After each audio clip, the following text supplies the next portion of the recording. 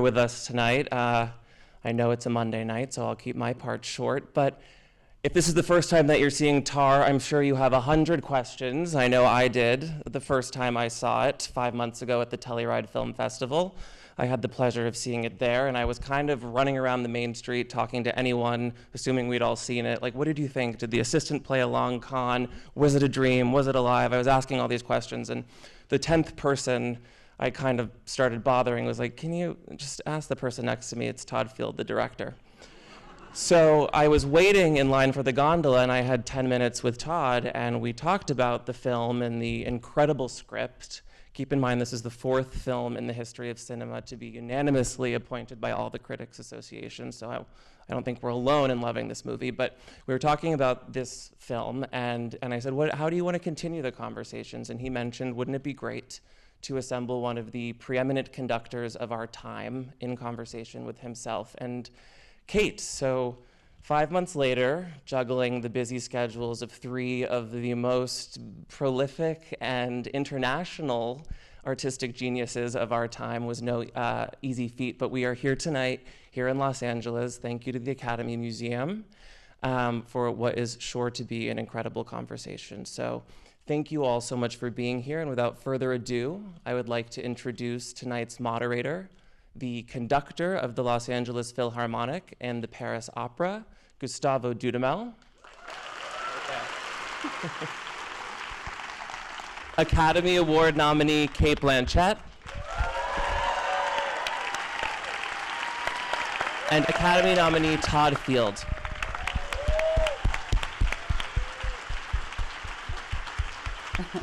Well, good evening. Good evening. Good evening, everybody. What a beautiful theater. It's my first time here. And it looks like a concert hall, no? It sounds like a concert. It sounds like a concert hall. Well, so we are here to talk a little bit about this wonderful and unique film called Tar, about Lydia Tar. And well, I think, to interpret a conductor or a musician or an artist in general is very complex, because an artist have many layers and also in the sense also of when you are a conductor, you are interpreting music about other geniuses. This is something that comes to my mind because you pick Mahler's Fifth Symphony. This is something musical that I want to ask immediately, because this is a symphony that have been part of the history of the 20th century and 21st century as one of the most played, but one of the most difficult pieces. Why Mahler's Fifth? I'm glad you say it's difficult. I thought it was just me. But that really is for Todd, right from the get-go. And I know you have a long history with Mahler Fifth, because that was, in a way, where you gave birth to yourself as a conductor. Gave birth to yourself as a conductor? Is that what you actually do? But when you wrote the screenplay, you were wrestling about whether you should choose that, whether it was too well known or. Yeah, that's right. I was, I have had the good fortune, one of the terrible things, that happened was the world was ending. That was kind of a small thing, But one of the benefits of that was that we were all captive, and so I had the opportunity to speak for several weeks on the phone with John Mauceri, and he didn't know precisely what I was doing, but he knew that there was a conductor involved, and I said to him, well, I didn't say he or she, I just said, they're working on this thing, they're trying to complete this thing. And he said, well, what is your favorite piece of classical music, And I said, well, he said, why are you being so sheepish? And I said, well, everybody knows it. And he said, what is it? It's Mahler's Fifth. And he said, no serious person involved in concert music is ever cynical about Mahler's Fifth. You should write it about the Fifth, and this is why.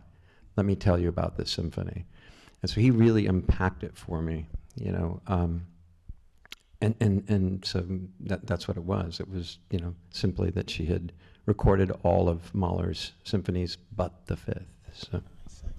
But I think also, given where she's at in terms of assembling a legacy, which I think is a dangerous place for an artist to be when they're thinking about legacy, and I mean, you've surmounted so many pinnacles, and congratulations on your new appointment, by the way. Just a small appointment.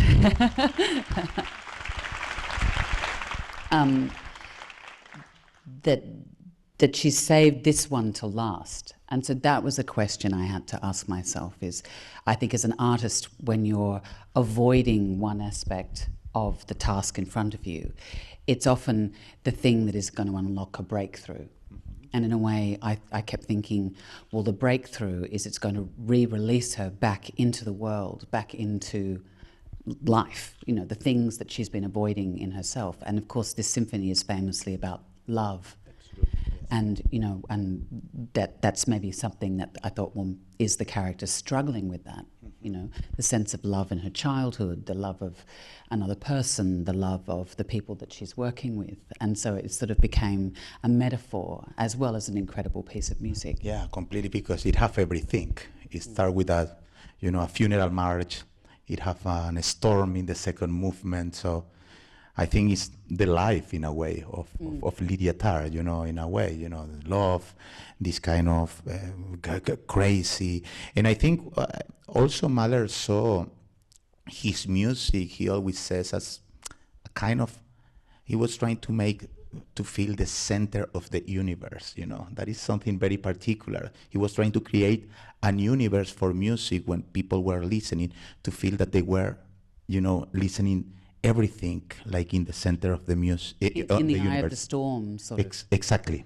That's certainly you would know far more than I, but that's certainly, in my own small way, standing on the podium in front of the Dresden Philharmonic, having that sound come back at you and being the sort of the conduit through which the audience receives that sound. Yes. It's really... What do you think? Because it's very different what we listen on the podium of what the people listen sitting in the audience, because it's like the podium is not the best acoustical place, I will say, and because you have closer the strings, but then the brass is far, but then the brass outside sounds louder than the strings. So that action is really interesting. How you found conducting? How was I don't know how to ask in English, because I'm thinking everything in Spanish. But how was for you to conduct? What did you feel? It was electrifying, and I think it's often what happens to me when I'm performing in the theatre. Once you get to the bump in or the get in, I don't know what the term is in the States, I spend a lot of time sitting in the auditorium. Listening and watching people moving around in the space to try and get a sense of what the audience is going to experience. And of course the character has an acute sensitivity to sound. So, acoustics for all, it's the thing that's a curse and a blessing. And I'm sure, for you too, is that you would need to know how it's going to bounce around the hall. And that's the joy of, as Lydia has, of working with the same orchestra over a period of time in the same acoustic is, I imagine that in my imagination, I thought that becomes part of her DNA, and that so she works with that acoustic and the way she sets up the orchestra. How did you set up that fan? Do you like to have the... Yes, you have the cellos here in front of you. No? Because there was a conductor who came in before us who had a very different setup. Yeah, so we had to struggle with him. Yeah, it was hard. With him, there was always well, usually him. And you're a very special kind of him. No, initially we had the setup very much like you would expect. And there was a sort of negotiation based on a previous guest conductor who came in. Don't use that term in a pejorative way. But I think this is called the European position. We have the American one that is the cello is outside and the viola is inside, I think. Also for the character of the cellist in the movie, Yes. it was great that the cellos were just. Yeah. It was in purpose. That the cellos were in the center. It's Yeah, a yeah. film, Gustavo. Yeah, it's I a want- film. but you know, it's a very credible. For me as a musician, what amazed me is that it's very credible as a musician, you know, because sometimes you can say like, oh my God, this is not like this, but everything was so natural that it was kind of unique, and I think these little elements are like life motifs, you know, like in music.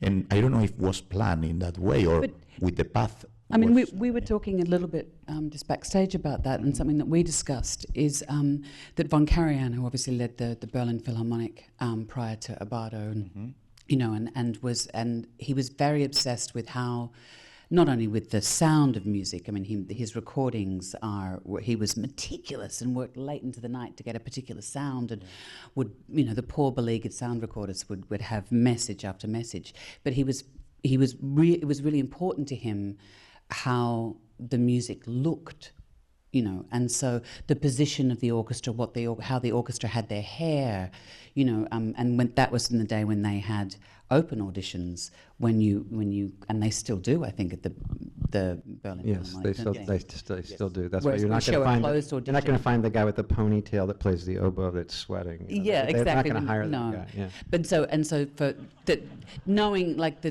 Jacqueline Dupre legacy that particular piece has, and that she was such a vibrant young force of nature, you know, the idea of singling out the cello was as an aesthetic as well as an acoustic decision, I think. Wow. That she made. It for you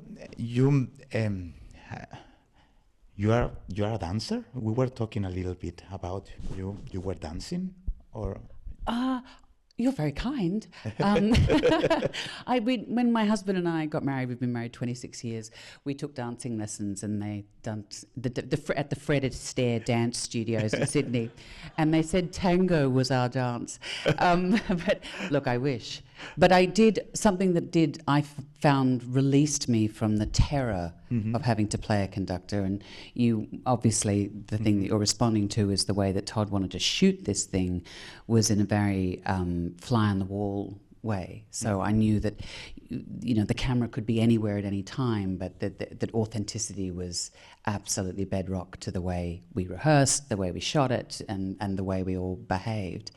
You know, is that I watched everyone, but the thing that ultimately liberated me was watching a French choreographer, dancer called Xavier Leroy, who watched Simon Rattle conduct The Rite of Spring and then did a choreographic dance based on all his facial postures. And you should see it, it's on YouTube, it's absolutely fascinating. And he's dancing like Simon Rattle with every gesture. And you realise the energetic flow was almost like a piece of choreography. And so when I felt that I had, because it's a form of communication, it's what we were talking about, and you use everything, your hair, which is now shorter, it's a very important communicative tool, you know, but your fingers, anything to try and get the sound. And I felt like, oh, okay, I do have an arsenal of things that I have accrued as an actor, you know, that are also communicative tools. So it was slightly, then it became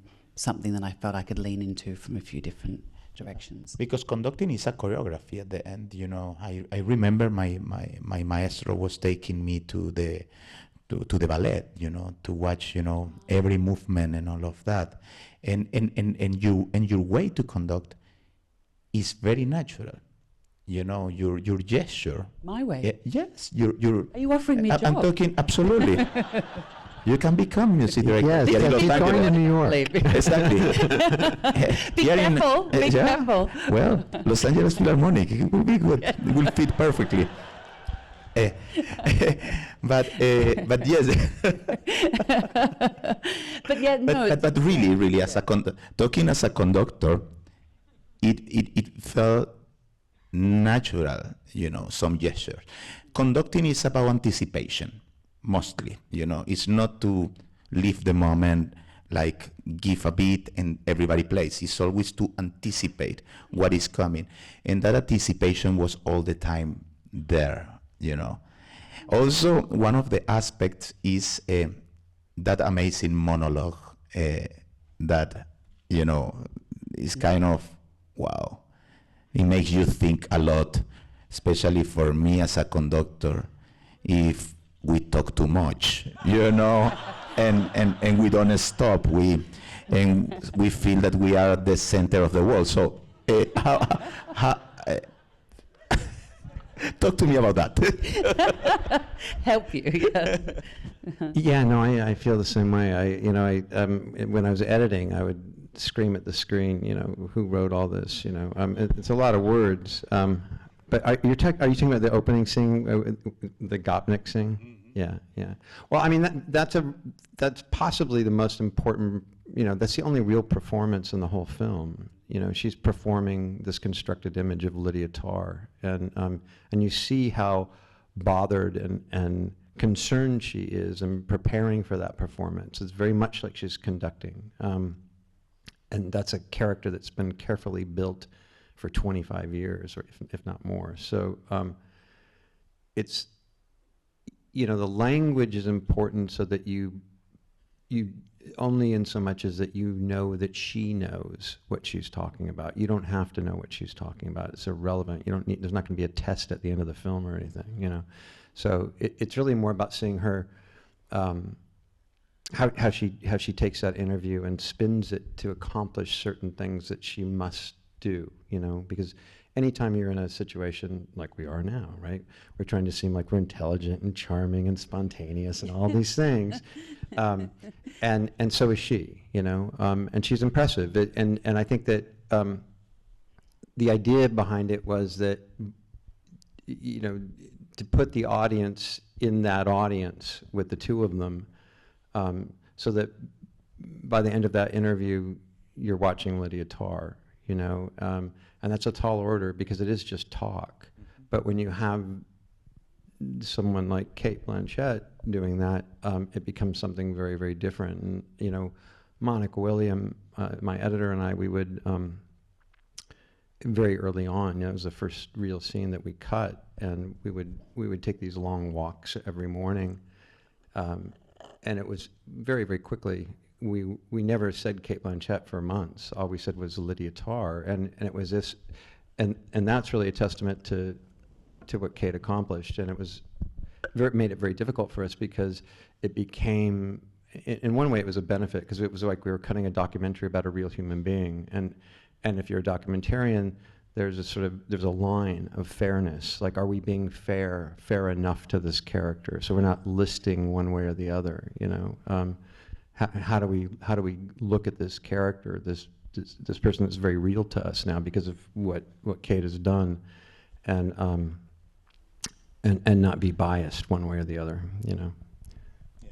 But it's you know, it's in a someone who is you know, in this instance, you know, one of the great conductors, a great performer. You know, you realize that one of her, perhaps her greatest performance is herself. And I think the more one performs, and I mean, in my very small way, when my husband and I were running a cultural institution in Australia, you have a massive responsibility. You have fundraising responsibilities. You have responsibility to your board, to your stakeholders, to your employees.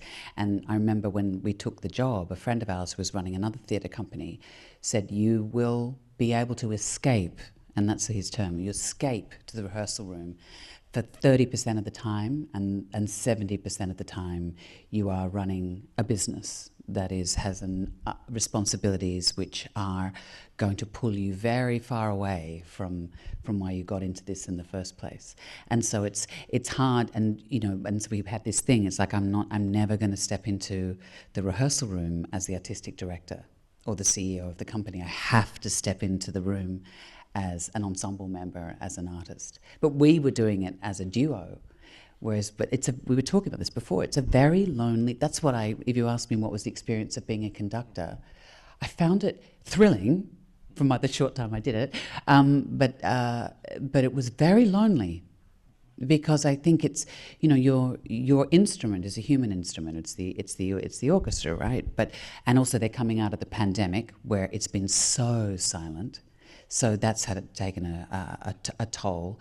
But then at the end of the day, they make the music, and you're standing there, you know, and it's moving through you. So it is quite, and you prepare. I know this sounds so obvious, but it was something that was a revelation to me.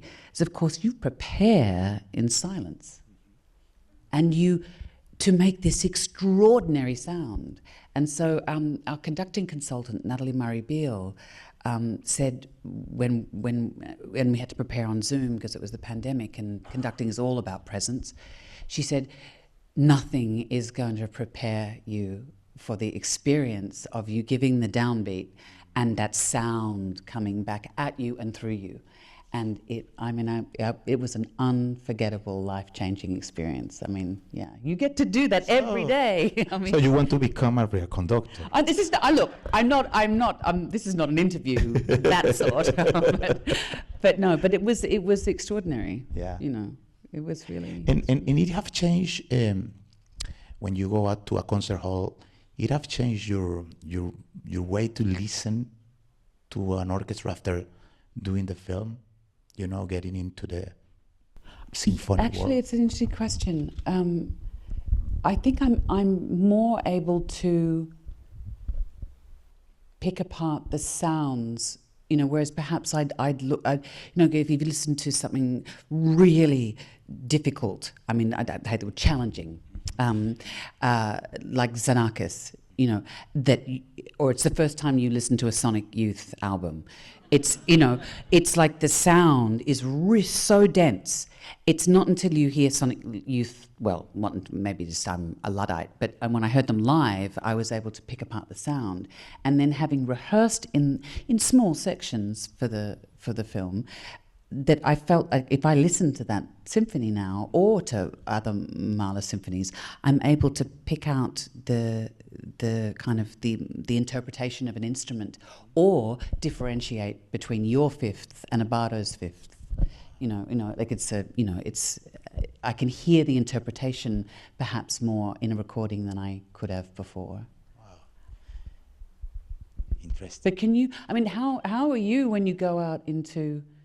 I mean, where do you sit with that sensitivity to sound? Does it ruin your everyday life? Or I mean, it's a gift, but it's yes, you know, you get into, you know, the path of music, and everything becomes natural in that way. I think with experience you get to listen differently, you know, with time, you know, also as a conductor and as an audience, because we were talking about this, any interpretation, even if we play today Mahler Fifth and tomorrow we play the same piece, Mahler Fifth, it will be completely different, you know, and it's about how we listen acoustically, intellectually, spiritually, because it's a lot of the spiritual fact. One of the things of Lydia Tarr that she was with the noise, she was kind of, it was an element of. It's a condition I didn't know anything about. It's only recently sort of been given a name. I think it's called misophonia. Mm-hmm. So you have an acute sensitivity to sound. I was working with an actor on stage, and I think he had it. He was playing Hamlet, and I was Ophelia, and I went, oh no, he's going to go, because I know the person in G row has just opened their handbag and they're about to pull out the sweet wrapper, to be or not to be. Oh no, someone's pulled a Kleenex out of the, it would really affect the way he would deliver the monologue. Okay. Whereas for me, I sort of treat those audience sounds, you know, as part of the performance, so they don't bother me so much. But yes, she has an acute sensitivity and kenophobia.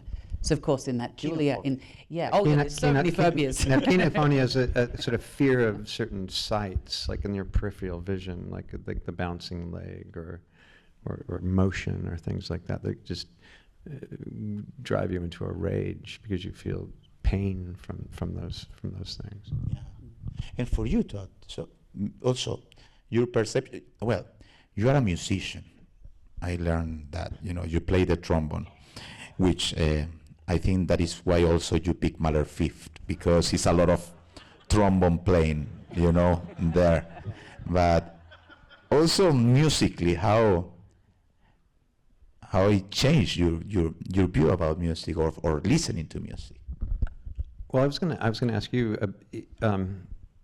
There's from a lot of people that I spoke to that were conductors or even players, that intent listening seemed to be very important to them, and that they were bothered by incidental music, and so that when they would be in their homes, they wouldn't necessarily be listening to canonical works or concert music because that was work. They might listen to something completely different. So what do you listen to when you're home?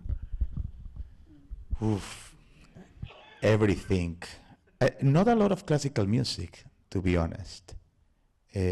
Because, of course, I'm sitting in front of a score most of the day, listening inside what I'm reading in the score, that I really listen to everything, I love music, all music. I almost became a salsa Latin musician because my arm, was short. I didn't have the chance to play the trombone, but I had the chance then to move in front of an orchestra. But yes, I listen to everything. I love Latin music a lot, I have many heroes. I'm a little old-fashioned rock fan of Pink Floyd and Led Zeppelin, Radiohead. I love, yes, and also Coldplay. And well, imagine, my God, I listen to. Which are your musical heroes, by the way, Cate? Well, there's a German band. I actually think they might have disbanded now, called Einstürzende Neubauten, and they have a fantastic. If you don't know, if you don't know them, Of course, that's your favorite band. None of us know that band, and now they're disbanded. But how special! they have a Alles in Allem is a great album of theirs, but they also have a great album called Silence is Sexy, which is really good. So I've been listening to them a little bit because silence is sexy. Yeah. Only that? No. Classical hero. No. Let's say. Maybe it's it comes from my childhood experience, but I'm always deeply moved. I mean, I'm obviously moved by the cello because I think of its approximation to the human voice, and it's the human voice I'm always so moved by. So I'm so fascinated by Natalie Stutzman, who's just taken over in Atlanta, being a contralto who has used, playing chamber music. And she, I mean, because conducting is all about breath, isn't it, right? So it's, Bernstein said that the music comes as inhalation and it expresses itself as exhalation. And so for her to breathe with an orchestra as a singer, but the human voice, I mean, Kathleen Ferrier, Joan Sutherland, that was when I, in a way, because our country was so proud of her, that was my introduction to opera. But I love church music, I love choral music. So St. Matthew's Passion and Bach's Mass in B minor I actually do really love. So that was an easy thing. I didn't have to act that. Yeah, no, I do love that. Yeah. So it's choral music I really love. A question: how do you feel when you were in front of the orchestra, and you see all of that faces looking to you, expecting something, and you are there. We were talking about that because the orchestras, they smell Fear. Fear, exactly. I call it blood. You know, they say so. You know, you had in front an amazing orchestra. You know, an established, amazing orchestra. How was that feeling? You know, of feeling the soul of these people, the desire of these people in front of you. Well, we had a very particular experience because, and we're so blessed to have worked with the Dresden Philharmonie. They were so generous, and you know, they were outside their comfort zone because they had to act and they had to respond, as you saw tonight. They had to respond to some quite big things. I mean, they were all, we knew them all by name. They were all characters in the film.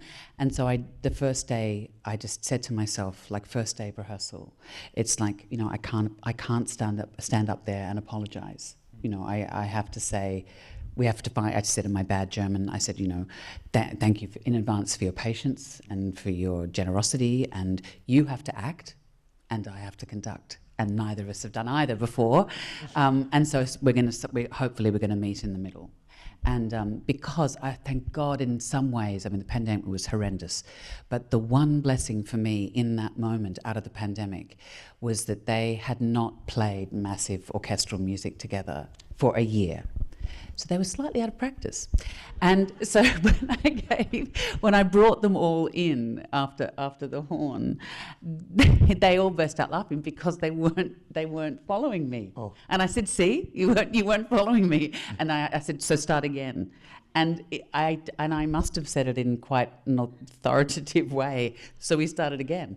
But it is, I don't know, I innately understand, I think, ensemble from years on the stage, and it took me a long time actually to enjoy the performance as much as I enjoyed the rehearsal.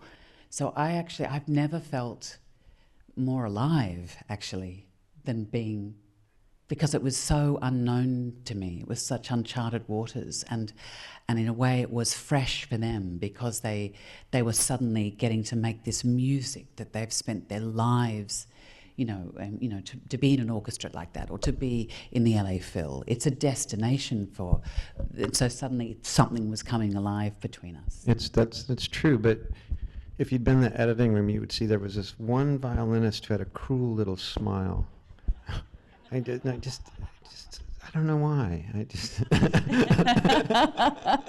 smile a lot, no? Yeah, I don't know. Yeah. See, I did one of those, this cruel little. But look, I did listen to a lot of conductors talk about their relationship to the orchestra, and I spoke to a few female conductors who just said, "Be careful of the horns. Just be careful of the horns." And she said, "You might when the double bass is over, maybe not all of them, but work on that." So I sort of made it my mission to try and win them over. But it was tricky because sort of Lydia in that moment is she's so focused on the sound that the human part of the instrument is to her detriment sort of forgotten, So it was An history about a conductor, a female conductor, classical music. How it came? How? Why, and when, and how? Well, I guess probably about 10 years before the first lockdown, which is when I started the script, I'd written something down in a notebook about this character, and she wasn't a conductor. She was sitting on top of a power structure. I think at the time it was like a media company or something like that.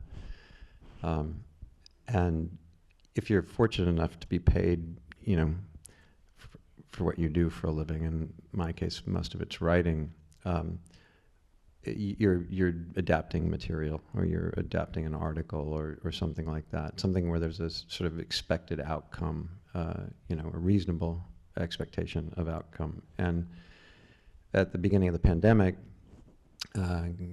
Peter Kujawski at Focus and Kiska Higgs and Scott Lambert basically said,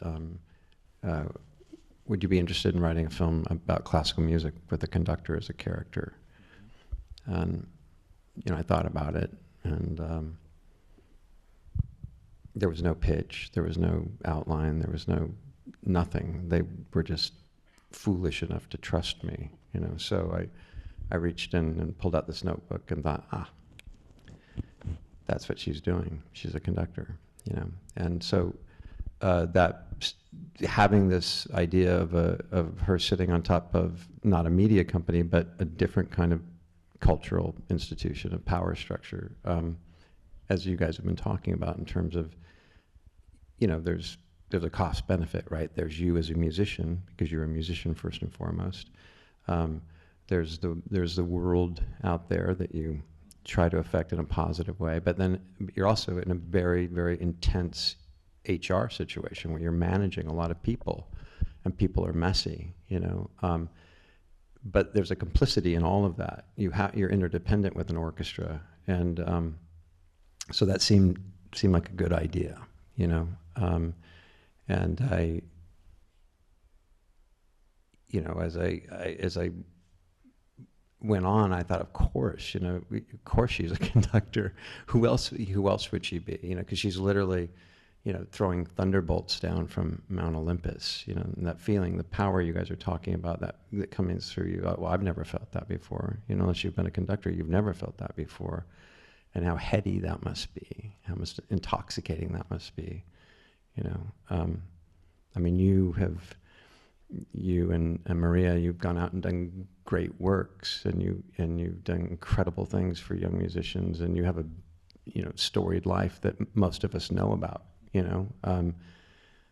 But I imagine that when you first went to the mall, you know, when you exploded on the scene, conducting Mahler's Fifth Symphony At 11. at 11, yeah. No, but I mean, what was that like? You're not really prepared for that kind of attention and that kind of success. What was that like for you?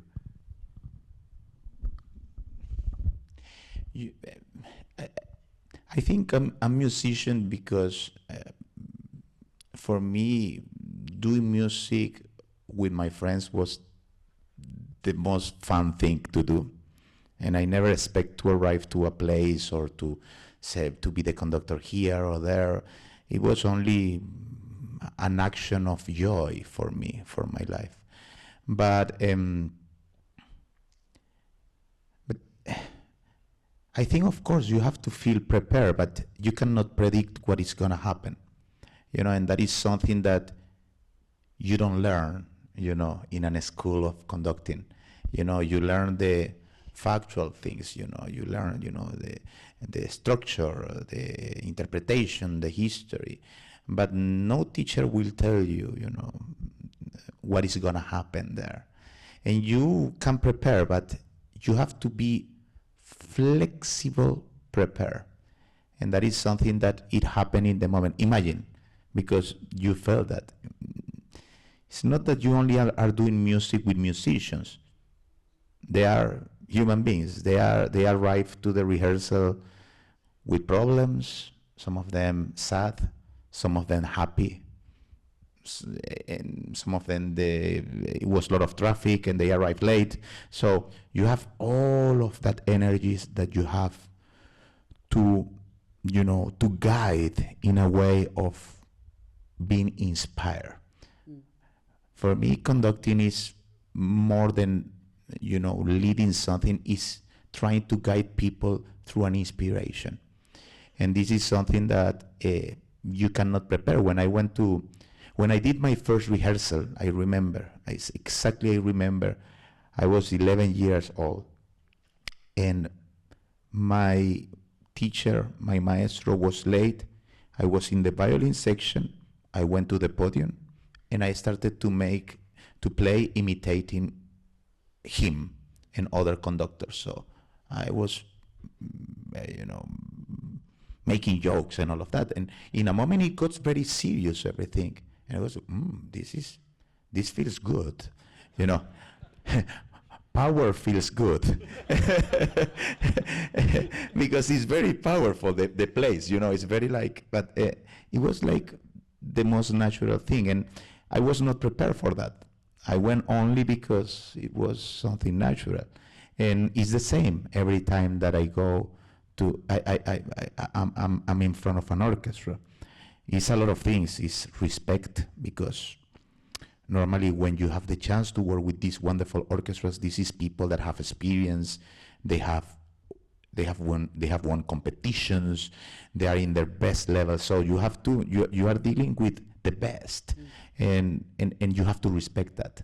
And the respect is knowing what you are doing, but also being flexible for let them be, because that is something really crazy in a group playing the same music to really be natural. And this is something that for me is the most fascinating thing of conducting. You know? It's interesting, and I thought about this a lot when we were filming, is that striving for excellence, and particularly when you pit yourself against those great canonical works, and you're not getting the sound back that you want, and sometimes it's not the player's fault, it might be the acoustic, or it might be a problem that, oftentimes when we have problems with ourselves, we can inadvertently take them out on others. I mean, a mother of 4 children, that happens a lot. But it's where does, because you have to be brutal with yourself sometimes. When I'm not, I know I haven't connected with that line, or this scene is not working. Why isn't it working? And often for me on stage, I'm in the wrong place. I can't. The reason why I'm not. This line, this moment isn't working. Is I shouldn't be downstage left. I need to be upstage right. And then suddenly, spatially, it makes sense, and so you find the need to speak. But that wrestling to get to the right place, it's a very, very uncomfortable, often brutal place to be. And when you have a very powerful inner critic and a very strong sense of perfectionism, which could be a rod to beat yourself as an artist, is that how do you then strive for that excellence with a group of other people and be robust with each other but respectful? Because sometimes I know when I have been holding back, it's usually only from fear that we hold back. We're frightened of change, or we're frightened of the unknown, or that sometimes you need to be shoved into an uncomfortable place. But how do you and sometimes you do. I mean, it's like children into the playground. It's okay, go down the slide, but you can't shove them down the slide. They might break their nose. But how do you guide people into that uncomfortable place, creatively? And because sometimes when people are in uncomfortable places, they respond very negatively. I mean, and it's a challenge as a director, as a conductor, as a leader. And I don't know the answer to it, but it's something that I think the film does sort of wrestle with quite a lot, is those sort of uncomfortable questions. And it doesn't just pertain to cultural exercises. It's in any workplace, any conversation that you have where you're trying to make change within an organization. How do you bring everyone into, as you're describing, into that same place so that we can make the metaphorical music together? Absolutely. It's challenging. It's challenging. Well, I think this is an amazing film that have inspired, made us think, and congratulations. Is wonderful, really beautiful.